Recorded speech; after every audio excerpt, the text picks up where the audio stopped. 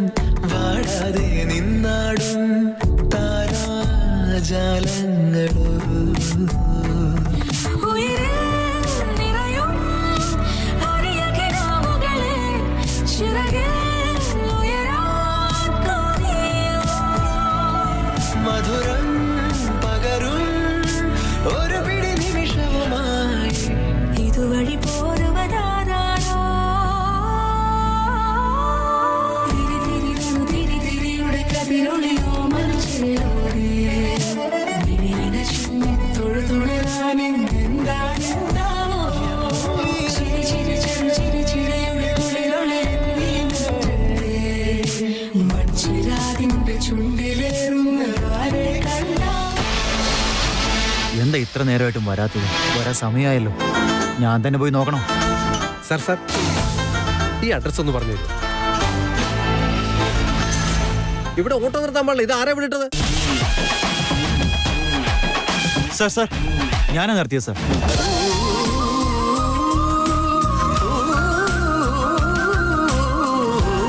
അത്രയും റൗഡികൾ വന്നിട്ട് നീ പേടിച്ചില്ലല്ലോ അല്ലേ? ശരിക്കും നീ ഒരു റൗഡി ബേബി തന്നെ.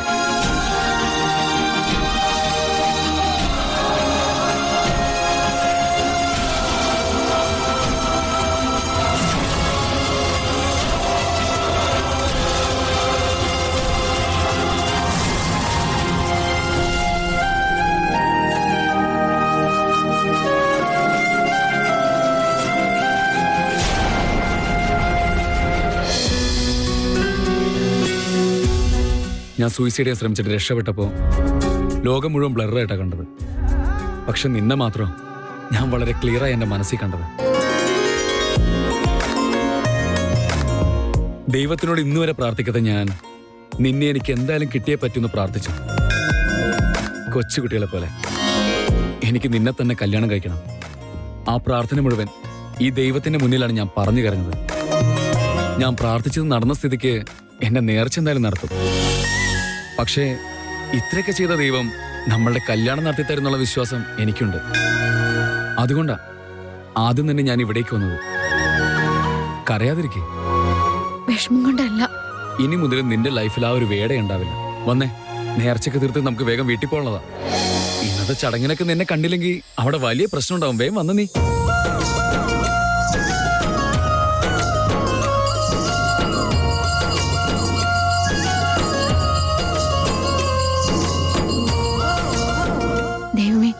ഞാൻ നിന്റെ അടുത്ത് 1000 കാര്യങ്ങൾ ചോദിച്ചിട്ടുണ്ട്. ഇന്നും ചോദിക്കാണ്.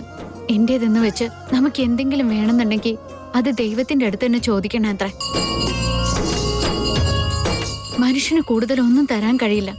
പക്ഷെ ദൈവത്തിന് എത്ര വേണമെങ്കിലും എന്ത് വേണമെങ്കിലും തരാൻ പറ്റും. എന്റെ ദൈവമേ, ഇന്ന് ഞാൻ നിന്നോടൊന്നും ചോദിക്കില്ല. കാരണം ഇനി ചോദിക്കാൻ എനിക്കൊന്നുമില്ല. ഞാൻ ചോദിച്ചതെല്ലാം നീ എനിക്ക് ചെയ്തു തരുന്ന എനിക്ക് വിശ്വാസമുണ്ട്. ഞങ്ങൾ രണ്ടുപേരുടെയും ജീവിതം കല്യാണത്തിലേക്ക് എത്തി നിൽക്കുകയാണ്. അതിനിടയ്ക്ക് ഒരു 100,000 പ്രശ്നങ്ങളും വിഘ്നങ്ങളും ഉണ്ടായിട്ടുണ്ട്. പക്ഷെ ഇനി അങ്ങനെ നടക്കാതെ നോക്കണേ. എല്ലാ വിഘ്നങ്ങളും അകറ്റി കാര്യങ്ങൾ നല്ല രീതിയിൽ നടക്കാൻ അനുഗ്രഹിക്കണേ. ഡിമാൻഡ് ഒന്നുമില്ല, പക്ഷെ ചെറിയൊരു ഇൻഫ്ലുവൻസ് ഉണ്ട്. എന്റെ ഈ ഡൊണാൾഡൊക്കെ എന്ത് പ്രാർത്ഥിച്ചാലും അത് നീ നടത്തി കൊടുക്കണം. മാത്രമല്ല, റൗഡി കൊച്ചിന്റെയും ചേട്ടന്റെ ഇടയിലുള്ള പ്രശ്നം പരിഹരിച്ച് അവരെയും ഒന്നിപ്പിക്കാൻ എന്തെങ്കിലും ചെയ്യണം. ആ സാഹിത്യം ചേട്ടന് നിൽക്കുമ്പോ ഭയങ്കര നെഗറ്റീവ് വൈബാ തോന്നുന്നേ. പക്ഷെ റൗഡി കൊച്ചാണെങ്കിലോ ഫുൾ പോസിറ്റീവ് വൈബായിരിക്കും. അവളും ചേട്ടനും നല്ല പേരാണ്. പ്ലീസ് ദൈവമേ.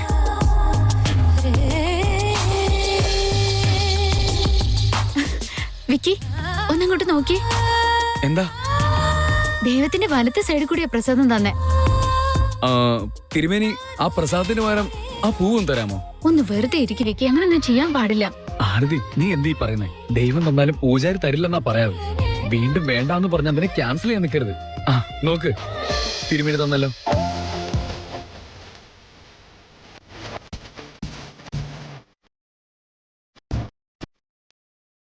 എല്ലാവിധ അനുഗ്രഹങ്ങളും ഉണ്ടാവട്ടെ.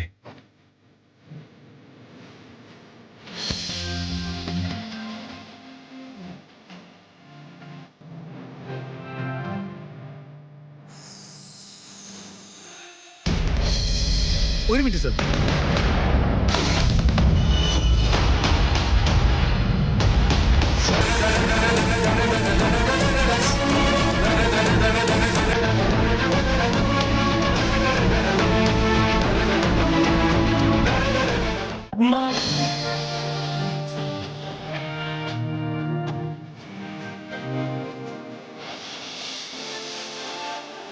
അവസാനം പ്രസാദം വാങ്ങിച്ചെടുത്തല്ലേ? ഇൻഫ്ലുവൻസ് വർക്കായെന്നാ തോന്നുന്നേ.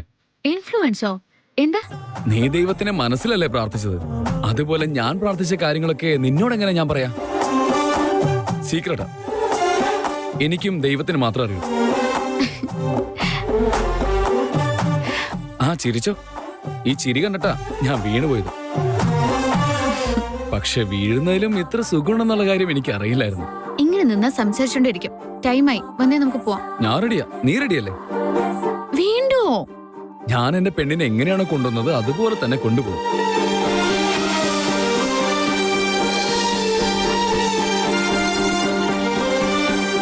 നിന്റെ ഉദ്ദേശം എന്താന്ന് പറ. ഒരിക്കൽ നീ വിക്കിയെ കണ്ടു, പിന്നെ ആദിയുടെ അടുത്തേക്ക് പോയി. അതെല്ലാം പോട്ടെ, നീ ഇപ്പൊ ഈ സിറ്റിയിൽ എന്താ ചെയ്യുന്നേ? സത്യം പറയുന്നത് നിനക്ക് നല്ലത്. ഇവിടെ എന്താ പണി നിനക്ക്? കുറെ ദിവസമായി ഞാൻ നോട്ട് ചെയ്യുന്നു, ഞങ്ങളെ ഫോളോ ചെയ്യുന്നത്, എവിടെ പോയാലും അവിടെ നിൽക്കുന്നത്. വീണ്ടും എന്തിനാ നീ തിരിച്ചു വന്നേ?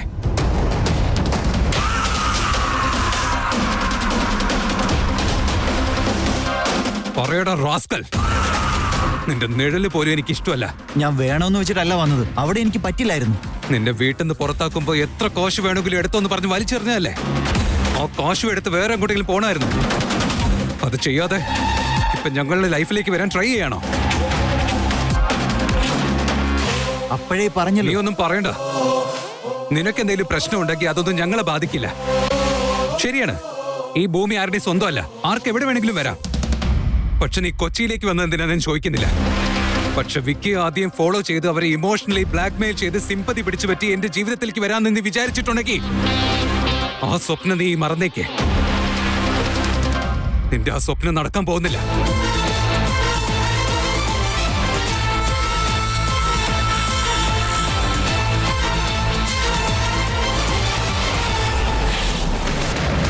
ഞാനിതൊന്നും വെറുതെ പറഞ്ഞതല്ല. നീ ഈ സിറ്റിയിലേക്ക് വന്നിട്ടുണ്ടെന്ന് എനിക്ക് അറിയുന്ന കാര്യമായിരുന്നു. അതാണ് നീ ചെയ്ത തെറ്റ്. എനിക്ക് നിന്നോട് സംസാരിക്കാൻ തീരെ ഇഷ്ടമല്ല. അതോടെ ഞാൻ ഇനി നിന്നെ ജീവിതത്തിൽ കാണരുതെന്ന് ഞാൻ പ്രാർത്ഥിച്ചിരുന്നത്. ഇവിടെ നിന്ന് എത്ര ദൂരേക്ക് പോകാൻ പറ്റുമോ അത്രയും ദൂരെ പോകും. എന്റെ ക്ഷമ പരീക്ഷിക്കാൻ നിൽക്കരുത്. ആദ്യയുടെ കല്യാണം കഴിഞ്ഞു. അവൾക്കിപ്പോ വേറൊരു ഫാമിലി ഉണ്ട്. വിക്രാന്ത് ഉടനെ കല്യാണം കഴിച്ച് സെറ്റിലാവും. ഞങ്ങളെല്ലാവരും ഇപ്പൊ വലിയ സന്തോഷത്തിലാ. ഞങ്ങൾക്ക് നിന്റെ ആവശ്യമില്ല. എന്റെ ഫാമിലിയിൽ ആർക്കും നിന്നെ വേണ്ട. അവരെ നിന്നെ പറ്റി ആലോചിക്കുന്നുണ്ടെന്നും അവരുടെ ലൈഫിൽ കയറിക്കൂടാന്ന് വിചാരിക്കുന്നുണ്ടെങ്കിൽ അതല്ലേ ഇപ്പോഴേ മറന്നേക്കേ. ഇനി പണത്തിന് വേണ്ടിയിട്ടാണ് ഇങ്ങനെയൊക്കെ ചെയ്യുന്നതെങ്കിൽ അത് എന്നോട് ചോദിക്കേ. നീ ചോദിക്കുന്ന പണം ഞാൻ നിന്റെ മുഖത്തേക്ക് എറിഞ്ഞു തരാം.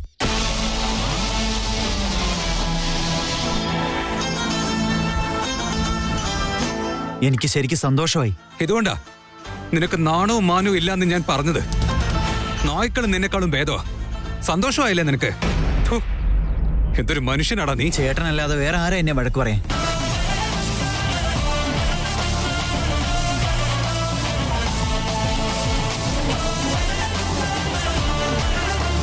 ഇനി മേല നീ എന്നെ അങ്ങനെ വിളിച്ചു പോരുത്. ഒരേ രക്തത്തിൽ ജനിച്ചവരാ നമ്മൾ. ഒരമ്മയുടെ മക്കളാ നമ്മൾ. നീ അകന്നു നിന്നാ നമ്മുടെ ബന്ധം ഇല്ലാതാവില്ല. നിങ്ങൾ എന്റെ ചേട്ടനാ, ഞാൻ നിങ്ങളുടെ അനിയനും.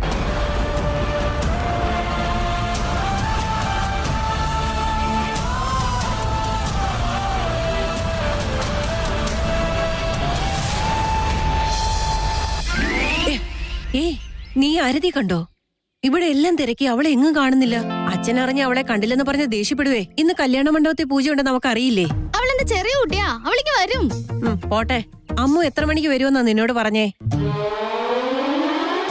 ഫോൺ വരെ അവളിവിടെ വെച്ചിട്ടാ പോയത്. അല്ല, വീട്ടില് ഫംഗ്ഷൻ ഉണ്ടെന്ന് വിചാരിച്ചിട്ട് അവൾ എന്തിനാ ഡെയിലി മാർക്കറ്റിൽ പോകുന്നത്? എന്തൊരു കഷ്ടം ഈ പെണ്ണിനെ കൊണ്ട്. ഓ വന്നോ? വാ, എവിടെ പോയിരുന്നു? നിന്റെ അച്ഛനെങ്ങാണ് ഇത് അറിഞ്ഞാലുണ്ടല്ലോ. നിങ്ങൾ എന്തിനാ ഇങ്ങനെ ചിരിക്കുന്നേ? മക്കളുടെ കൂടെ കൂടി എന്നെ നിങ്ങൾ കളിയാക്കുവാണോ? ആരതി എല്ലാ മക്കളുടെയും കൂടി ആയല്ലോ എന്ന് ഓർത്ത് ചിരിച്ചു പോയതാ. എല്ലാ മക്കളുടെയും കൂട്ടെന്ന് പറഞ്ഞ എന്താണ്? എന്ത് സന്തോഷം? നമ്മളെ ആരെയും അറിയിക്കാണ്ട് ഇന്ന് വിക്കിയുടെ കൂടെ വെളിയിൽ പോയില്ലേ അവള്, അതുകൊണ്ടാ. ആരതി, നിനക്ക് ബുദ്ധിയൊന്നുമില്ലേ? നിനക്ക് ഇളയത് 3 പെമ്പിള്ളാരാ. അവരും നിന്നെ നോക്കി പഠിക്കുന്നൊരു വിചാരം നിനക്ക് വേണം. ഇങ്ങനെയെല്ലാം ആഘോഷമാക്കി കല്യാണം നടക്കാനൊക്കെ പോവല്ലേ? ആളുകൾ എന്ത് വിചാരിക്കും? സമാധാനപ്പെട്. ഇളയത് 3 പേരുണ്ട്, ഇളയത് 3 പേരുണ്ടെന്നും പറഞ്ഞിട്ട് നീ ഇവളെ എങ്ങനെ കെട്ടിയിട്ടിരിക്കുക? കൂടിപ്പോയ ഇനി 2 ദിവസം കൂടി ഇവള് വീട്ടിലുണ്ടാവും. പിന്നെ അവളുടെ വീട് വേറെയല്ലേ. മക്കളെ അങ്ങനെ ഒരിക്കലും കെട്ടിയിടരുത് പ്രമി. അങ്ങനെ ചെയ്താൽ അത് വലിയ പ്രശ്നമാകും. അവരുടെ മനസ്സ് ഒരുപാട് വേദനിക്കും. പിന്നെ അവര് പോയത് അമ്പലത്തിലേക്കല്ലേ? ഇതെല്ലാം നിങ്ങളോട് പറഞ്ഞിട്ടാ പോയതെങ്കിൽ എന്നോടും കൂടി അവൾക്കൊന്ന് പറയായിരുന്നു. അപ്പോഴേ പറഞ്ഞതല്ലേ ഇവൾ ആരോടും പറയാതെ പോയതെന്ന്. ഞാൻ മണ്ഡപത്തിലേക്ക് ആവശ്യമുള്ളതൊക്കെ നോക്കിക്കൊണ്ടിരിക്കുകയായിരുന്നു. ഇവളാണ് ഈ വിക്കിയുടെ കൂടെ ബൈക്കിൽ വന്നു. അവനാണെങ്കിൽ ഒരു പാവം. നിർബന്ധിച്ച് ആരതിയെ വിളിച്ചുകൊണ്ട് പോയത് ഞാനാണ്. ദയവ് ചെയ്ത് ആരതിയെ വഴക്ക് പറയണ്ടെന്നും പറഞ്ഞു. അത് കേട്ടപ്പോഴേക്കും സമാധാനമായി. ശരി, സാരമില്ലെന്ന് വിചാരിച്ചല്ലേ? പിന്നെ എന്ത് ചെയ്യണായിരുന്നു ഞാൻ? വണ്ടി നിർത്തിച്ചിട്ട് അവർ രണ്ടുപേരും വഴക്ക് പറഞ്ഞായിരുന്നോ? അതോ വലിയ ശിക്ഷയും കൊടുക്കണായിരുന്നോ? കല്യാണത്തിന് മുൻപ് നമ്മുടെ ആരതിയെ എങ്ങനെ നോക്കിയിരുന്നോ അതുപോലെ തന്നെയല്ലേ കല്യാണം കഴിഞ്ഞാലും. എനിക്കത് കണ്ടപ്പോ അങ്ങനെ തോന്നിയത്. ശരി വിട്. നിങ്ങൾ ഇത്രയും പറഞ്ഞതിന്റെയൊക്കെ മേലെ ഞാൻ ഇനി എന്ത് പറയാനാ? അതുപോട്ടെ, എവിടെ പോയി വിക്രാന്ത്? എന്നെ ഡ്രോപ്പ് ചെയ്യുമ്പോ ചേച്ചി ഫോൺ ചെയ്തിരുന്നു. രാവിലെ മുതൽ അവരുടെ അമ്മ അന്വേഷിക്കാന്ന് വിക്കി എവിടെ പോയി എന്ന്. അത് കേട്ടതും വിക്കി ഒരൊറ്റ ഓട്ടായിരുന്നു. അല്ല, ബൈക്കിൽ വന്നവർ ഓടിപ്പോയോ? ഒന്ന് മിണ്ടാതിരിക്കടി, ബൈക്കിൽ തന്നെയാ പോയത്. സംസാരിച്ചതൊക്കെ മതി, നിങ്ങൾ പോയി പെട്ടെന്ന് റെഡിയാകും. അമ്മേ. അയ്യോ ചേച്ചി, ഞാനും വരുന്നു. അതെ, നിങ്ങൾ എന്തിനാ എന്നെ ഇങ്ങനെ നോക്കുന്നേ? ഒരിക്കലും കാണാത്തതുപോലെ. എല്ലാവരും ഒരു തോണിയിലെ യാത്രക്കാരാ. സംസാരിക്കാൻ കിട്ടിയാലേ അങ്ങനെ തന്നെ നിന്നോളൂ. അകത്തോട്ട് പോയി എന്തെങ്കിലും പണിയുണ്ടോ നോക്ക്.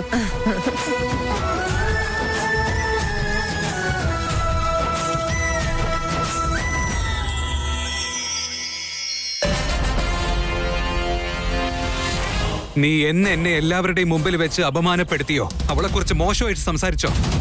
അന്ന് തൊട്ട് എന്റെ ജീവിതത്തിൽ എനിക്ക് ഇങ്ങനെ ഒരു അനിയനില്ല. നിന്നെ കാണുന്നത് പോലെ എനിക്കിപ്പോ വെറുപ്പാ. നീ എന്റെ വീട്ടിലേക്കല്ല, വീട്ടിൽ ആരെയും കാണുന്ന പോലെ എനിക്ക് ഇഷ്ടമല്ല. ഇത് ലാസ്റ്റ് വാണിംഗാ. ഇനി എന്റെ മുമ്പിലോ എന്റെ വീട്ടുകാരുടെ മുമ്പിലോ നീ എങ്ങാനും വന്നാ. ചേട്ടാ പ്ലീസ്, ഞാനും ചേട്ടനും തമ്മിൽ അകലാൻ കാരണം ആ പെണ്ണാ. എനിക്കിനി ഒന്നും കേൾക്കണ്ട. നീ ചെയ്ത തെറ്റിന് നിന്നെ കൊല്ലാൻ പോലും ഞാൻ മടിക്കില്ല. ഒരേ രക്തത്തിൽ പിറന്ന ഒറ്റ ഒരു കാരണം കൊണ്ടാണ് ഞാൻ നിന്നെ വെറുതെ വിടുന്നത്. ചേട്ടാ പ്ലീസ്, ഞാനൊന്ന് പറയുന്നത് കേക്ക്. ഷട്ട് അപ്പ് ധ്രുവ. നീ കൊച്ചിയിലേക്ക് വന്നത് ആദ്യം ചെയ്ത തെറ്റ്. ഞങ്ങളുടെയൊക്കെ മനസ്സിൽ നീ എന്നോ മരിച്ചു കഴിഞ്ഞു. എനിക്ക് ഒരനിയൻ മാത്രമേ ഉള്ളൂ, അതെന്റെ വിക്രാന്ത് മാത്രമാ. ജീവൻ വേണമെങ്കിൽ നാട്ടിൽ നിന്ന് തിരിച്ചു പൊക്കോ.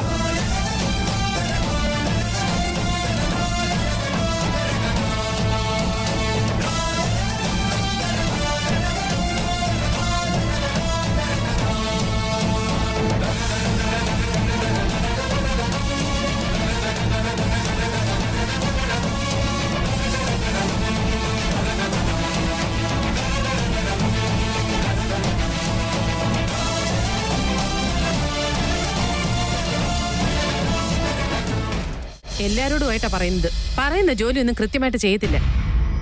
സാധനങ്ങൾക്കൊക്കെ തീ പിടിച്ച വിലയായി. ശമ്പളം മാത്രം കൃത്യമായിട്ട് വേണമെന്ന് പറയും. ജോലി എടുക്കുന്നതോ നിങ്ങൾക്കൊക്കെ തോന്നിയതുപോലെ. ഇത് എടുത്തോണ്ട് പോയി ആ സ്റ്റോർ റൂമിൽ കൊണ്ടുവെക്ക്.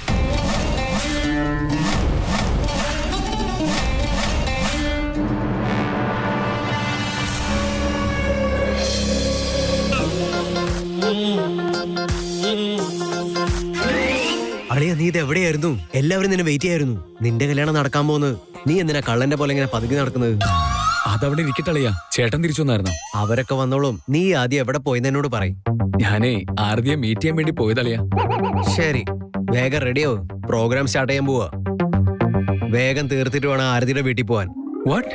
ആരതിയുടെ വീട്ടിലോട്ട് പോവാണെന്നോ? എത്ര നല്ല നല്ല ആചാരങ്ങൾ. ആരൊക്കെയാണ് ഇത് ഉണ്ടാക്കിയിട്ടുള്ളത്? അവരെല്ലാം പൂവിട്ട് പൂജിക്ക് ഞാൻ. ഹലോ മിസ്റ്റർ, ആരതിയുടെ വീട്ടിൽ പോകുന്നത് ഞങ്ങളാ, നീയല്ല. ഇത് മോശമുണ്ടോ? നീ ഇപ്പൊ തന്നെ ആരതിയുടെ വീട്ടിൽ പോയിട്ട് വന്നല്ലേ ഉള്ളൂ. തൽക്കാലം മുമ്പ് റെഡിയാവ്. സോറി അളിയാ, ചേട്ടൻ വരുന്നവരെ ഞാൻ ഒന്നും ചെയ്യാൻ പോകണം. അവര് വന്നോളും, നീ പോയി റെഡിയാവ്. അതെങ്ങനെ ശരിയാവളിയാ? നീ വേഗം റെഡി അല്ലെങ്കിൽ നിന്റെ മദറിന്റെ ചുമ്മാതിരിക്കോ? നീ അടുക്കളയിലും ബാക്കിയുള്ള മുറിയിലൊക്കെ വരുമെന്ന് ആദ്യമറിയാം. അതുകൊണ്ട് കേക്ക് അവിടെ വാച്ച്മാനെ ജോലിക്ക് വെച്ചിട്ടുണ്ട്. അതുകൊണ്ട് ആർക്കും മനസ്സിലാവാത്ത രീതിയിൽ വേണം പോവാൻ. എല്ലാ ടൈമിലും നിന്നെ രക്ഷിക്കാൻ എനിക്ക് പറ്റില്ല കേട്ടോ. ബാഞ്ചില് അളിയൻ എന്ന് പറഞ്ഞാൽ ഇതുപോലെ വേണം. എന്ത് പ്രശ്നമുണ്ടെങ്കിലും അളിയൻ തന്നെ കറക്റ്റ് മുന്നിൽ വന്ന് നിൽക്കാറില്ലേ? ഇതെല്ലാം എന്റെ പൊന്ന് പെങ്ങൾ ആദ്യത്തെ ട്രെയിനിങ് ആണല്ലേ. എന്ത് പുണ്യമാണ് അളിയാ നീ കഴിഞ്ഞ ജന്മത്തിൽ ചെയ്തത്. ആദ്യ നിന്നെ ഈ ലെവലിൽ വഷളാക്കിയത്. ആ മദറിന്റെ ആയിരുന്നെങ്കിൽ നീ എപ്പോഴേ നന്നായി പോയനാളിയാ. മദറിന്റെ വിഷയം വിടളിയാ, എങ്ങനെയെങ്കിലൊക്കെ മാനേജ് ചെയ്യാന്നേ. എന്നാൽ ആദ്യ ചേട്ടന്റെ അടുത്ത് നിന്ന് എന്നെ രക്ഷിച്ചിട്ടുണ്ട്. മദറിന്റെ ആണെങ്കിൽ അത് സ്ട്രിക്റ്റ് ആവും, പിന്നെ പതുക്കെ മെൽറ്റ് ആയിക്കോളും. പക്ഷെ എന്റെ ചേട്ടനുണ്ടല്ലോ, അയാൾ അങ്ങനെയല്ല, എപ്പോഴും സ്ട്രിക്റ്റാ. എന്നാലും ചേട്ടനുണ്ടല്ലോ എന്നെയും ആദ്യം തിരുവേ.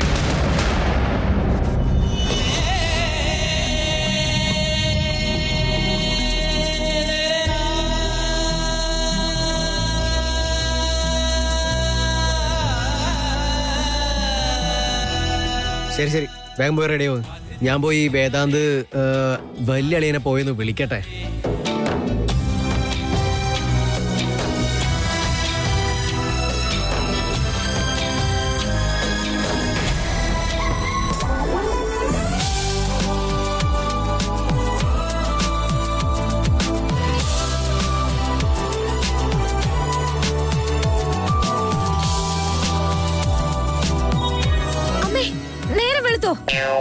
വെളുത്തു.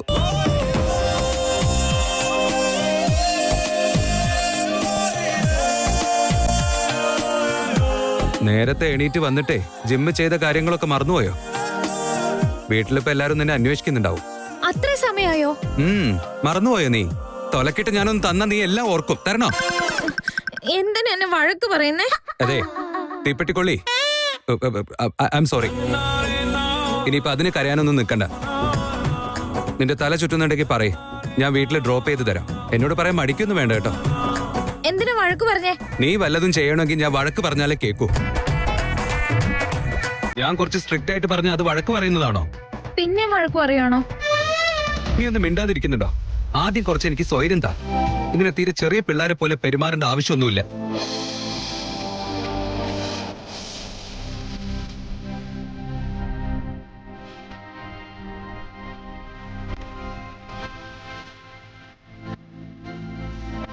എന്റെ ഗുരുവായൂരപ്പ, ഞാൻ സോറി നിന്നോട് പറഞ്ഞില്ലേ, വിഷമിക്കണ്ട. ആക്ച്വലി ഞാൻ വഴക്ക് പറഞ്ഞൊന്നുമല്ല.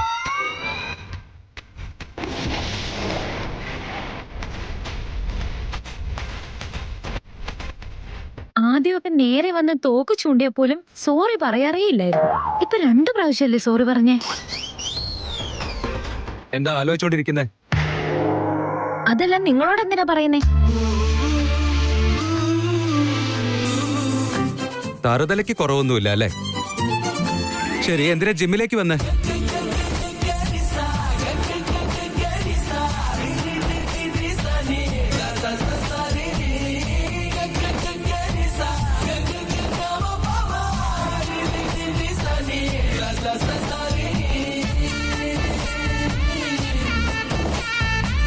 അതെ ചേച്ചി, ഈ അഞ്ചു എവിടെ കാണുന്നില്ലല്ലോ? വളകള് കറക്റ്റ് ആക്കാൻ ഹെൽപ്പ് ചെയ്യാന്ന് പറഞ്ഞതാ. എപ്പൊ നോക്കിയാലും ഇങ്ങനെ തന്നെ ചെയ്യും, കഴുത. എപ്പോഴും ജോലി ചെയ്യുമ്പോ അതിൽ നിന്ന് രക്ഷപ്പെടുന്നത് നീ ആയിരുന്നില്ലേ? അതെ, നമ്മുടെ വീട്ടിലൊരു മടിച്ചുണ്ടെങ്കിൽ അത് അഞ്ചുവാ. ഒന്നാമത് ഏറ്റവും ചെറുതാന്നുള്ള സിമ്പതി, രണ്ടാമത് ഇപ്രാവശ്യം 10ാം ക്ലാസ്സിലാന്നുള്ള കൺസേൺ. ഇത് പറഞ്ഞ് ഒരു പണിയും ചെയ്യില്ല അവള്. പക്ഷേ നടുക്കഷ്ണമായ എനിക്ക് മാത്രം ഒരു രക്ഷയില്ല. എന്തിനാ എപ്പോഴും അവളിങ്ങനെ വഴക്ക് പറയുന്നത്? എന്താ ചേച്ചി ഇങ്ങനെ? അവൾ എന്നോട് വഴക്കുണ്ടാക്കുമ്പോ എന്താ ഇത് ചോദിക്കാത്ത? അവളെ ചെറിയ കുട്ടി എന്ന് പറഞ്ഞ എല്ലാരും സപ്പോർട്ട് ചെയ്യും. മൂത്തവരാണ് എല്ലാം സഹിച്ചുകൊണ്ട് പോണ്ടത് മോളെ. ചെറുതാണെങ്കിലും നമ്മൾ ചെയ്യുന്ന ജോലിയിലൊക്കെ ചെറുതായിട്ടെങ്കിലും സഹായിക്കണ്ടേ? അല്ലാതെ അവൾ എന്ത് തെറ്റ് ചെയ്താലും അതിന് സപ്പോർട്ട് ചെയ്യല്ല വേണ്ടത്. നീയും ചെറിയ കുട്ടികളെ പോലെ കംപ്ലൈന്റ് ചെയ്യല്ലേ ചെയ്യുന്നത്? ഇതെല്ലാം സത്യത്തിലൊരു വിഷയമാണോ? ചേച്ചി എന്ന് പറഞ്ഞ അങ്ങനെയാണ് മോളെ. ഇത്തരത്തിലുള്ള വിട്ടുവീഴ്ചകളൊക്കെ നമുക്ക് അത്യാവശ്യമാണ്. നിന്റെ കാര്യത്തില് ഞാൻ എത്ര തവണ വഴക്കിട്ടിട്ടുണ്ട്. എന്നാ ഞാനിതുപോലെ കംപ്ലൈന്റ് ആയിട്ട് പറയുന്നത് കേട്ടിട്ടുണ്ടോ? അമ്മേനെ എന്തുമാത്രം വഴക്ക് പറയുന്നുണ്ടെന്നറിയോ?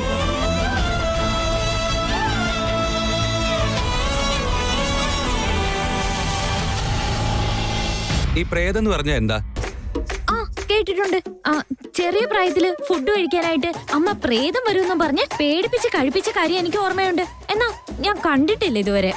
നിനക്ക് മൾട്ടിപ്പിൾ പേഴ്സണാലിറ്റി ഡിസോർഡർ ഉണ്ട്. ഇങ്ങനെയൊക്കെ സാധാരണ പറയുന്നതേ ഈ വയസ്സായ മുത്തശ്ശിമാരൊക്കെ. ഈ ലോകത്ത് ഞാൻ കണ്ടതിൽ വെച്ച് ഏറ്റവും വലിയൊരു വിചിത്ര ജീവി നീ മാത്രം. Thanks for the compliment. എന്നാ ഇപ്പൊ പ്രേതത്തിന്റെ കാര്യം എന്തിനാ എടുത്തിട്ടെ? അതാദ്യം പറ. ആരാ പ്രേതം? അതും നീ തന്നെയാ. ചുമ്മാ ഓരോ അന്ധവിശ്വാസങ്ങളും മനസ്സിൽ വെച്ചോണ്ടിരിക്കെ ഇപ്പോഴും ഡബ്ബ ജോക്ക്. ഷോർട്ട് ഫോമില് DJ എന്ന് തന്നെ വിളിച്ചോ, കുഴപ്പമില്ല. അങ്ങനെ പറഞ്ഞ എന്താണെന്ന് മനസ്സിലാകാത്തവര് നീ എന്നെ പുകഴ്ത്തുന്നതാണെന്ന് ഓർത്തോളും. ഞാൻ വേറെ പലവരും വിളിക്കട്ടെ? നീ എന്തിനാ ഞാൻ പോകുന്ന ജിമ്മിൽ വന്ന് വർക്കൗട്ട് ചെയ്യുന്നേ? അതെനിക്കറിയണം.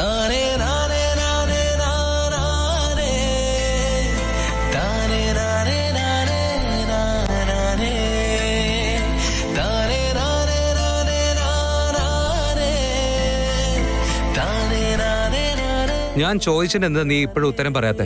അയ്യോ ഒന്ന് നിക്ക്, എമർജൻസിയാ.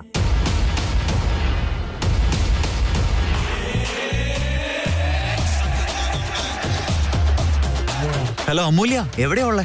ഒരുപാട് സോറി കേട്ടോ. എന്റെ ബോസ് പിക്ക് ചെയ്തായിരുന്നു. ഞാൻ ഡയറക്റ്റ് ആയിട്ട് വീട്ടിലോട്ട് വരുവാ. നിങ്ങളോട് എനിക്ക് പറയാൻ പറ്റിയില്ല, സോറി. ശരി. നീ എന്തിനാ ടോപ്പിക് മാറ്റാൻ നിൽക്കുന്നേ? വേഗം പറയേ. എന്തിനാ രാവിലെ ജിമ്മിൽ വന്നേ? ഞാൻ കൃത്യസമയത്ത് വന്നോണ്ട് നീ രക്ഷപ്പെട്ടു. ഇല്ലെങ്കിൽ എന്തായിരിക്കും നിന്റെ അവസ്ഥ? എനിക്ക് ആലോചിക്കാൻ കൂടെ വയ്യ. എല്ലാം വെറും കുട്ടിക്കളിയാ നിനക്ക്. അമ്മോ, നിനക്ക് കുറച്ചു പോലും ഉത്തരവാദിത്വം ഇല്ല.